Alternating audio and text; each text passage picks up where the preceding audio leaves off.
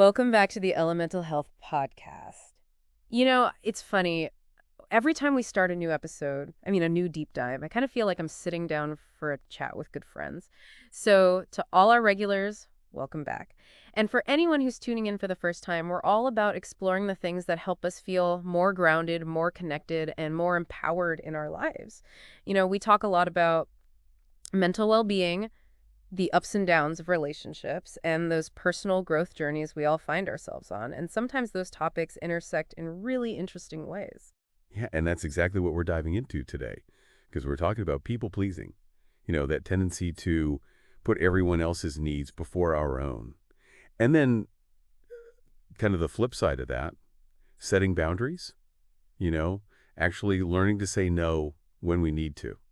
And I think it's safe to say that this is something a lot of us struggle with, right? Like that feeling of guilt when we try to prioritize ourselves or worrying about disappointing others if we don't say yes to everything. Oh, absolutely. I mean, think about it. How often do you find yourself agreeing to things you'd rather not do? Or overextending yourself just to avoid letting someone down? Right. Or maybe even feeling resentful, even though you're the one who said yes in the first place. Exactly. So in this deep dive, we really want to dig into this whole dynamic. Like, why do we do this to ourselves? Where does this tendency to people please come from? And most importantly, how do we start setting those boundaries, in a way that feels authentic and, well, guilt-free? Because we all deserve to have our needs met too, right? 100%. And I think it's important to start by acknowledging that people pleasing on the surface might seem helpless, like wanting to be helpful, wanting to be liked. Those are good things, right? Oh, for sure. But here's the thing. What we've been seeing in a lot of the research, and even just in our own work with clients, is that people-pleasing often isn't just about being nice. It goes a bit deeper than that. Right. It's like there's often this underlying fear of rejection or conflict that's driving the behavior. So instead of speaking up for ourselves or saying what we truly want, we just keep saying yes, even when it's to our own detriment. It's like we're trying to earn love or approval by constantly giving and doing for others. Exactly. And it's so easy to fall into this pattern, especially if we think back to our early experiences, maybe there were times when setting boundaries or saying no actually did lead to negative consequences. Oh, totally. Like maybe you had a parent who got upset or withdrew their affection when you weren't compliant. Or maybe you had friends who made you feel like you were being selfish if you didn't go along with what they wanted. So it's like we learn from a young age that our worth, our value, is tied to how much we please others. And that can be really tough to shake off, even as adults. It can. And that's where those people-pleasing habits really start to take root. It becomes our default setting, almost like an automatic response. Someone asks for something. Sure, no problem. Can you take on this extra task? Of course, I'd be happy to. And before we know it, we're completely overwhelmed and burnt out. Yeah. And feeling resentful because even though we're the ones who said yes, we start to feel taken advantage of. Like, wait a minute, why am I always the one who has to compromise? Why am I always the one who has to bend over backward? Mm-hmm. And it's not like we're doing this consciously, right? It's often this unconscious pattern that we've been playing out for years. So how do we start to break free from that? How do we start to recognize those patterns and shift our behavior? Well, I think one of the most important things is to start understanding the power of boundaries. For a lot of people pleasers, the word boundaries can almost feel like a bad word, like it's selfish or mean to set limits. Yeah, like we're somehow being uncaring or not supportive if we don't just go along with whatever someone else wants. But here's the reality. Boundaries are actually essential for healthy relationships.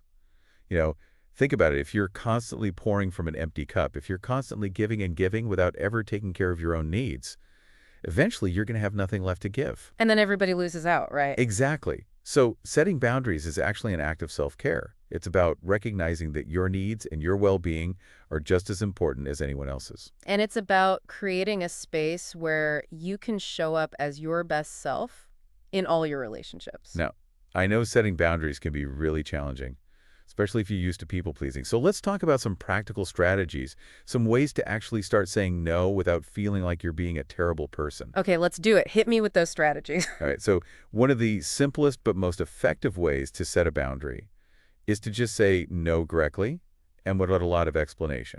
You don't need to apologize or justify your decision. Just a simple, no, I can't do that right now, is perfectly acceptable. And it can feel really powerful, right? To just own that no without feeling like you have to over-explain yourself. Right. Now, if a direct no feels too abrupt, another approach is to say something like, I appreciate you asking, but I have other commitments. Or, that sounds like fun, but I'm not available right now. You're acknowledging the request, but you're also making it clear that you're not able to commit. Exactly. And then there's the not right now approach.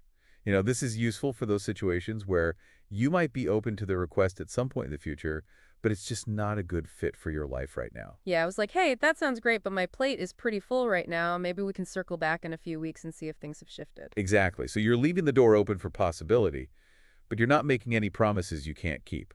Okay, these all sound great in theory, but I think one of the biggest challenges for a lot of people pleasers is that even when we know it's important to set boundaries, and even when we have the words to say no, we still feel so guilty about it, like we're letting people down or being selfish. Oh, I hear you. Guilt is a powerful emotion, and it can definitely be a barrier to setting boundaries. But here's the thing. You're not responsible for other people's reactions. You get to decide what's best for you, and other people get to decide how they feel about it. That's such a crucial distinction. It is. You're not responsible for managing other people's emotions. Your responsibility is to take care of yourself. And sometimes that means saying no. And remember, saying no to others is often saying yes to yourself. It's about prioritizing your own needs and well-being. Love that. And here's another thing to keep in mind. Your boundaries teach people how to treat you. By setting clear limits, by communicating what you are and are not willing to tolerate. You're actually helping people understand how to interact with you in a way that feels respectful and honoring. So, when those guilty feelings start creeping in, when you start to question whether you have the right to say no, what can we do to kind of ground ourselves? Honestly, sometimes it's as simple as reminding yourself, my needs matter too. Repeat that to yourself, write it down, make it your mantra if you have to. Your needs are just as valid and important as anyone else's, and taking care of yourself is not selfish. It's essential. Couldn't have said it better myself. So as we wrap up this deep dive, I think the biggest takeaway here is that you are not obligated to live up to everyone else's expectations. It is okay and even healthy to prioritize yourself, to say no without guilt, and to create boundaries that protect your time, energy, and well-being. And remember, it's a process. Setting boundaries takes practice, and it's okay to stumble along the way. Just keep coming back to that core truth. Your needs matter. And if you're looking for more support in navigating this whole people-pleasing and boundary-setting thing, especially as it relates to relationships, don't hesitate to reach out. I offer premarital coaching services, and you can find more information about that at www.empoweredleaders.comamental-love. And for those of you who are preparing for marriage or just want to strengthen your communication and boundary setting skills in your current relationship, I highly recommend checking out my ebook, Before the Vows.